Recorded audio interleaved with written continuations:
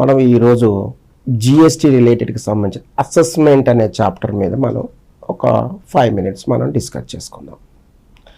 ఇంతకుముందు మనం ఐటీసీ రిలేటెడ్గా ఒకసారి డిస్కస్ చేసాము. అలాగే రిజిస్ట్రేషన్స్ గురించి మనం డిస్కస్ చేయడం జరిగింది. అలాగే మనము ఆడిట్కి రిలేటెడ్గా ఆడిట్కి సంబంధించిన సిజిఎస్టీ యాక్ట్ ప్రకారం ఆడిట్కి సంబంధించిన కూడా మనం ఒక డిస్కస్ చేయడం జరిగింది. ఈరోజు మనము అసెస్మెంట్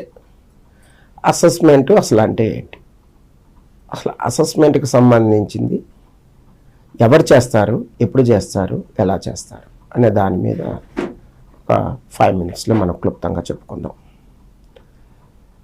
ఈ అసెస్మెంట్ అనేది ఏంటంటే to generate some revenue to verification of the records of the tax payer. ఎక్కడన్నా ట్యాక్స్ పేయర్కి రిలేటెడ్గా ఏదైనా రికార్డ్స్ వెరిఫై చేసినప్పుడు దాని మీద ఏదైనా రెవెన్యూ జనరేట్ అవుతుందా లేదా ట్యాక్స్ జనరేట్ అవుతుందా, ఏదైనా ట్యాక్స్ పేయర్ రికార్డ్స్లో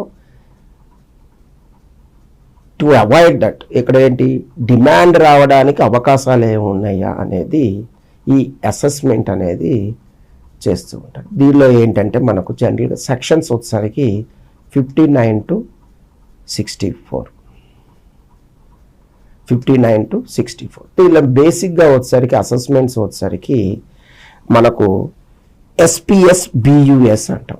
ఎస్ అంటే ఏంటంటే దీనికి సంబంధించి సెల్ఫ్ అసెస్మెంట్, అట్లాగే ప్రొవిజనల్ అసెస్మెంట్, అలాగే స్క్రూటినీ అసెస్మెంట్స్, అలాగే best judgement assessments, unregistered dealer assessments.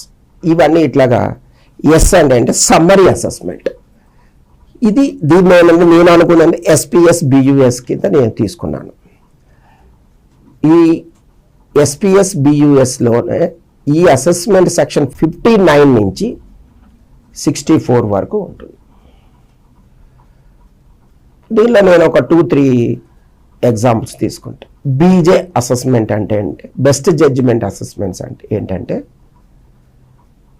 ఒక ట్యాక్స్ పేయర్కి, రిజిస్టర్డ్ ట్యాక్స్ పేయర్కి ఒక నోటీస్ ఇస్తాం, కమ్యూనికేట్ చేస్తాం. కమ్యూనికేట్ చేసినప్పుడు వితిన్ 3 times ఆపర్చునిటీ ఇవ్వడం జరుగుతుంది. ఎక్కడా కూడా principles of natural justice avoid కాకుండా ఒక 3 times ఆపర్చునిటీ ఇవ్వడం జరుగుతుంది. ఇచ్చిన తర్వాత ఒకవేళ ట్యాక్స్ పేయర్ కనుక ఆ ఇచ్చిన నోటీస్కి రెస్పాండ్ కాకపోతే ప్రాపర్ ఆఫీసర్ ఏం చేస్తారంటే అతని దగ్గర ఉన్న మెటీరియల్కి ఏదైతే ఉన్నదో అతని దగ్గర సపోర్ట్ ఆఫ్ డాక్యుమెంట్స్ ఆన్లైన్లో కానివ్వండి, అతను ఉన్న మెటీరియల్ ప్రకారము he open best judgement assessment అని ప్రిపేర్ చేసి నోటీస్ ఆర్డర్ ప్రిపేర్ చేసి కన్సర్న్ ట్యాక్స్ పేయర్కి కమ్యూనికేట్ చేస్తాడు. ఫర్దర్గా బెస్ట్ జడ్జిమెంట్ ఆర్డర్స్ వచ్చిన తర్వాత taxpayer if he takes action or not, that is a different issue. ఒకవేళ యాక్షన్ తీసుకోకుండా అప్పీల్ కూడా వెళ్లకుండా he's not giving any respond against that impugned order కింద అతను రెస్పాండ్ కాకపోయినా కూడా further action of the bank attachment జరుగుతూ ఉంటుంది. ఇది further stage of the course of the action. అది బెస్ట్ జడ్జిమెంట్. అలాగే సెల్ఫ్ అసెస్మెంట్. ఈ సెల్ఫ్ అసెస్మెంట్లో ఏంటంటే tax payer his agreed to pay this much of amount అని చెప్పేసి దానికి సంబంధించింది రిటర్న్స్ సెక్షన్ 39 ప్రకారం కానీ 44 ప్రకారం రిటర్న్స్ ఫైల్ చేయడం జరుగుతూ ఉంటుంది. ఈ ఫైల్ చేసినప్పుడు ట్యాక్స్ డిమాండ్ అతను ఆటోమేటిక్గా సెల్ఫ్ అసెస్మెంట్గా నాకు 3Bలో R1 ఫైల్ చేసిన తర్వాత 3B ఫైల్ చేసిన తర్వాత ఇంత డిమాండ్ వచ్చింది, ఇంత ట్యాక్స్ డ్యూ వచ్చిందని చెప్పి వాలంటరీగా కట్టేయడం అనేది సెల్ఫ్ అసెస్మెంట్ అంటారు. ఈ సెల్ఫ్ అసెస్మెంట్లో మనం ఒక చిన్న ప్రొవిజన్ ఏంటంటే సెక్షన్ 80 ప్రకారము ఇన్స్టాల్మెంట్ అనేది మన దగ్గర ఉండదు, ఇన్స్టాల్మెంట్స్ ఇవ్వరు. సో ఆటోమేటిక్గా టోటల్ అమౌంట్ ఎంతైతే డ్యూ ఉందో ఇది డైరెక్ట్ పే చేయాలి. ఈ సెల్ఫ్ అసెస్మెంట్లో ఆల్రెడీ R1 ఫైల్ చేస్తారు, 3B కూడా ఫైల్ చేసి 3B ఫైల్ చేయాలంటే ఏంటి కంపల్సరీ ట్యాక్స్ పేమెంట్ చేయాలి, చేసి ఉండాలి. ఈ రెండు R1 3B ఫైల్ చేసిన తర్వాత మనకు ట్యాక్స్ డ్యూ ఎంత వచ్చిందో అది మనం ట్యాక్స్ కట్టేస్తాము. ఆఫ్టర్ అడ్జస్ట్మెంట్ ఆఫ్ ఐటీసీకి అడ్జస్ట్ చేసుకున్న తర్వాత కట్టేస్తాం, అది అయిపోతుంది. నెక్స్ట్ ఏంటంటే స్క్రూటినీ ఆఫ్ ది అసెస్మెంట్స్ ఉంటుంది. ఇది వెరీ ఇంపార్టెంట్. ఈ స్క్రూటినీ ఆఫ్ ది అసెస్మెంట్లో ఏంటంటే ప్రాపర్ ఆఫీసర్ ఏం చేస్తారంటే ఆ concern tax payer, registered tax payer R1కి సంబంధించిన 3Bకి సంబంధించింది ప్రాపర్గా అతను రిటర్న్ ఫైల్ చేస్తున్నా లేదా వెరిఫై చేసుకుంటాడు. ఐటీసీ అనేది ప్రాపర్గా అతను తీసుకుంటున్నాడా లేదా అనేది ఒకసారి వెరిఫై చేస్తాడు. అలాగే ఈవే బిల్ రిపేర్ టు R1కి సంబంధించిన టర్న్ అవుట్స్ ప్రాపర్గా ఉందా వెరిఫై చేసుకుంటూ ఉంటారు. 3B అలాగే 3B రిలేటెడ్ 2Bకి రిలేటెడ్గా ఐటీసీ ప్రాపర్గా తీసుకున్నారో వెరిఫై చేసుకుంటారు. This is are called scrutiny of the returns.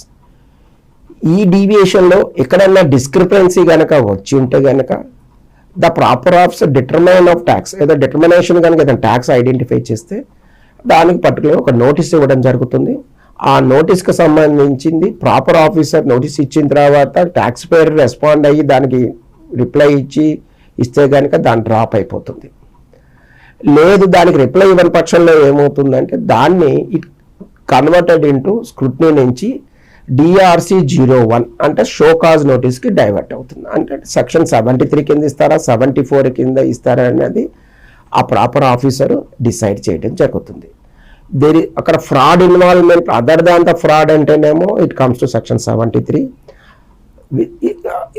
ఇది ఫ్రాడ్ అని తెలిసే కనుక సప్రెషన్ ఉంది, విల్ఫుల్ మిస్టేట్మెంట్ ఉంది, తప్పు చేస్తున్నారు అంటే కనుక దెన్ 74 కింద ప్రాపర్ ఆఫీసర్ తీసుకుంటారు.